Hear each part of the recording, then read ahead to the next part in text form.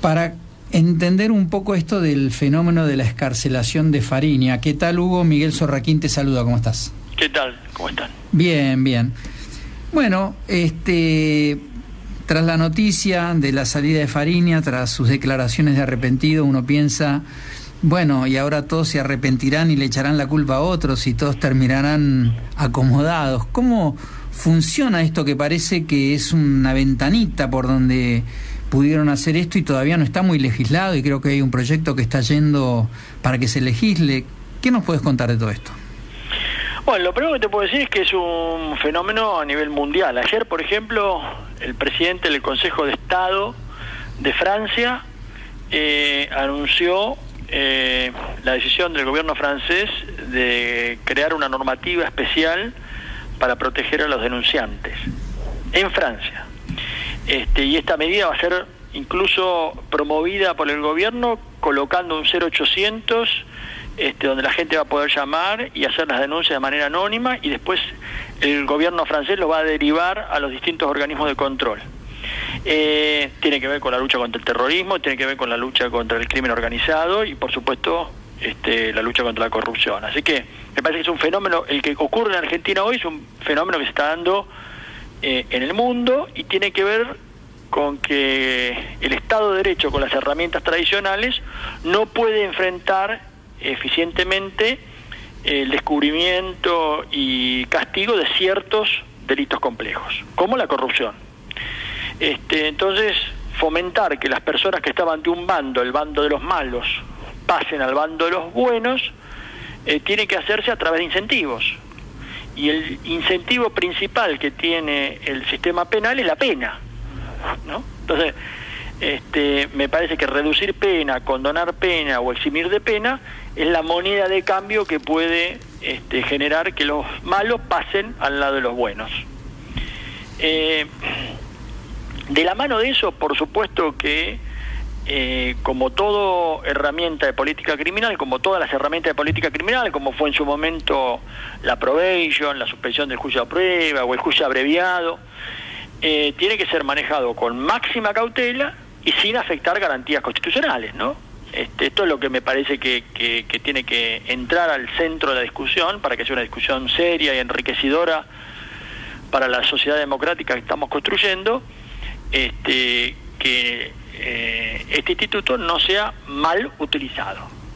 Y mal utilizado significa, por ejemplo, que las personas sufran detenciones a cambio de que se arrepientan de sus delitos, ¿no? Entonces me parece que esto tiene que ser un acto voluntario, con defensas activas, participando en la decisión, e incluso, si hiciera falta y los jueces tuvieran dudas, someter a las personas que se arrepienten a juntas médicas o análisis psicológicos o psiquiátricos para ver cuál es su nivel de voluntariedad, ¿no? ¿Y no hay también en la denuncia anónima un factor de riesgo de una utilización política de ese tipo de cosas? Mira, esto también voy a cómo funciona en la prensa libre en el mundo. Incluso hubo un consorcio de medios liderados por Le Monde, y que todas estas herramientas surgen porque ellos están viendo de qué manera enfrentan el terrorismo, ¿no?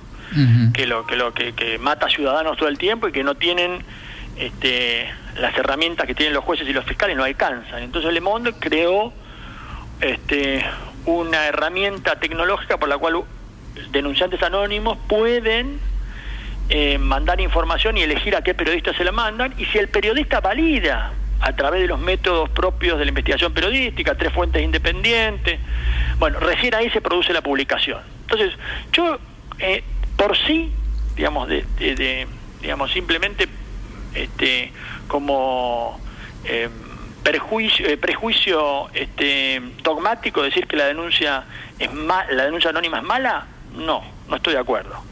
Yo digo, la denuncia anónima en manos de buenos jueces, en manos de buenos fiscales, en manos de buenos periodistas, pueden convertirse en buenas investigaciones que terminen desbaratando crímenes o bandas organizadas de delincuentes. Mal utilizado, como fue utilizado en su momento bajo el régimen militar en la Argentina, por ejemplo, que vos por una denuncia anónima podías terminar en la ESMA. Entonces, me parece que como un cuchillo. El cuchillo puede servir para cortar el alimento, puede servir para matar a alguien. Entonces, me parece que estas figuras son figuras que hay que manejarlas con mucha cautela, y básicamente con conocimiento técnico de para qué se usan y cómo se usan. Entonces, me parece que así es como está hoy la situación de la discusión en Argentina. El caso Fariña es un caso, como fue en su momento el de Ponta Cuarto, son casos bisagra, ¿no? Los vamos a usar bien. El caso Fariña nos puede adelantar 20 años en la lucha contra la corrupción. Lo usamos mal y retrasamos 20 años. En el caso Fariña, bueno, hay también, me imagino, un tema costo metido atrás, ¿no? Porque tener Fariña ahora está... Una de las cosas sorprendentes del caso Fariña es que corría más riesgo, o algunos decían que corría más riesgo estando preso que estando con el sistema que tiene en la actualidad. Y en la casa tiene custodia. Eso, ¿cómo se mide eso? ¿Esto es posible aplicarlo a gran escala?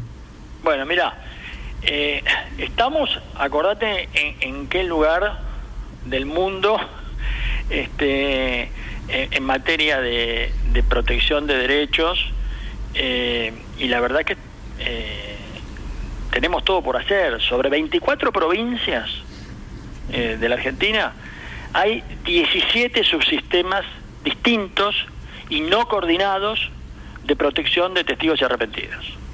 Yo te digo, por ejemplo, hay algunas provincias, en general, ¿qué ha pasado? Al ritmo de casos resonantes de la opinión pública, como por ejemplo el triple crimen de Chipolletti, no sé si se acuerdan, o la desaparición de un niñito que ocurrió en San Rafael, Mendoza, las legislaturas locales han ido creando regímenes de protección para los testigos de esos casos, pero que después se aplicaron de manera general a todos los habitantes de esas provincias. Entonces hay provincias, por ejemplo, que le prometen a los testigos cambiarle la identidad. Y cambiar la identidad, como bien sabes vos, es una facultad del gobierno nacional. Con lo cual las provincias no pueden cambiar la identidad de las personas. Con lo cual ya ahí está plasmada una promesa que la provincia no puede cumplir. O por ejemplo otra provincia donde el régimen de protección depende de el ministro de Seguridad ahora, y antes dependía del jefe de la policía. Con lo cual la gente dice, no, yo en el jefe de la policía no confío. En general hay una desconfianza fundada o infundada, pero de complicidad. Entonces no, ese régimen no funciona. Entonces hay un problema de coordinación, y además hay una discusión de fondo respecto de si el que tiene que legislar en esta materia en un Estado federal como el nuestro es la nación o son las provincias, si esta es una facultad que tienen que regular las provincias. Entonces todo esto ha contribuido, y yo siempre digo que en la lucha contra la corrupción las cosas salen mal porque alguien a propósito está pensando que tienen que salir mal. Sí. Me parece que hay ahora una cantidad de buenas intenciones. Hay que ver esas buenas intenciones cómo se plasman en herramientas concretas y eficaces, ¿no? Bueno, Hugo, te agradecemos muchísimo el contacto, muchísimo para hablar queda sobre esto, y seguramente lo iremos hablando a lo largo de que vayamos en el camino de reconstruir todos estos mecanismos que de alguna forma son todo lo que le toca hacer a las nuevas autoridades y a nosotros como sociedad en su conjunto, ¿no? Totalmente de acuerdo contigo. Bueno, muchísimas gracias. Nos vemos, hasta luego. Hugo Wortmann Joffre, abogado especialista en Derecho Penal y negociación de casos complejos. Y estamos ya